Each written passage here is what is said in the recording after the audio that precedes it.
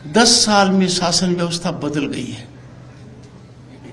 प्रजातांत्रिक व्यवस्था का कोई मतलब नहीं है ये दिगर कुछ लोग समझते हैं कि हम कानून से ऊपर हैं। जब कोई अपने से कानून से ऊपर समझता है तो बाकी सब हताश हो जाते हैं कि ये हमसे अलग क्यों है, हमारे बराबर क्यों नहीं है। प्रजातांत्रिक व्यवस्था में तो सभी बराबर होते हैं, सभी को कानून का के सामने हिसाब देना पड़ता है। पर भारत के प्रधानमंत्री नरेंद्र मोदी ने मजबूती से ये ठान ली कि प्रजातांत्रिक मूल्यों का इस देश के अंदर राज रहेगा और आज के दिन कोई भी कानून से ऊपर नहीं है। और जिस किसी ने अपने आप को कानून से ऊपर माना है उसके समझ में आ गया है कि कानून उससे ऊपर है। भारत के पहले राष्ट्रपति 10 साल तक रहे डॉक्टर राजेंद्र प्रसाद यहाँ आए। डॉक्टर सर्वपल्ली राधाकृष्णन उपराष्ट्रपति भी रहे, राष्ट्रपति भी रहे, फिलोसोफर भी रहे। पर उनकी पहचान क्या है? एक अध्यापक की। राधाकृष्णन जी को आज के दिन एक ही बात के लिए जानते हैं कि वो अध्यापक हैं। बहुत बड़े फिलोसोफर थे, भारत के राष्ट्रपति थे, उपराष्ट्रपति थे। कहने का मतलब अध्यापक जिसका निर्माण करता है उसको कहते हैं व्यक्तित्व है। शिक्षा बदलाव का सबसे प्रभावी, सबसे मजबूत, सबसे कारगर साधन है। और जो मैं यहां देख रहा हूं,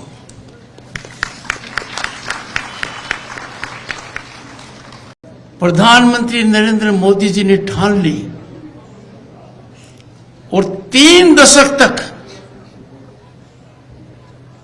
महिलाओं को लोकसभा और विधानसभा में आरक्षण नहीं मिला।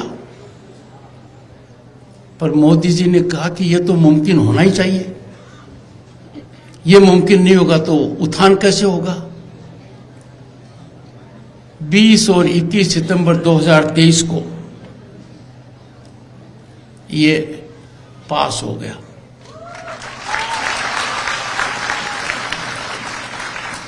अब आने वाले चुनाव में लोकसभा में 1/3 महिला होंगी, कम से कम, ज्यादा होने की संभावना है, और विधानसभा में भी होंगी। मैंने सोचा जगदीप धनखड़ वनस्थली में पढ़ी सुदेश का पति है,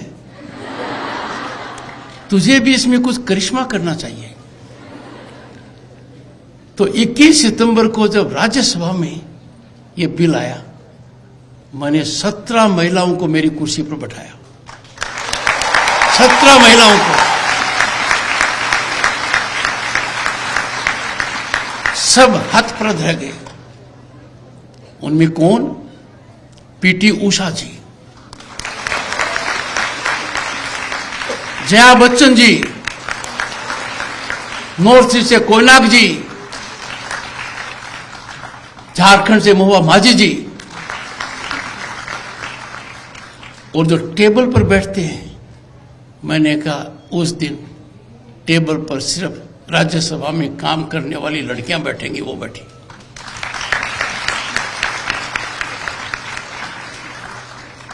और दुनिया में इतिहास तब रचित हुआ जबकि राष्ट्रपति भवन में बैठी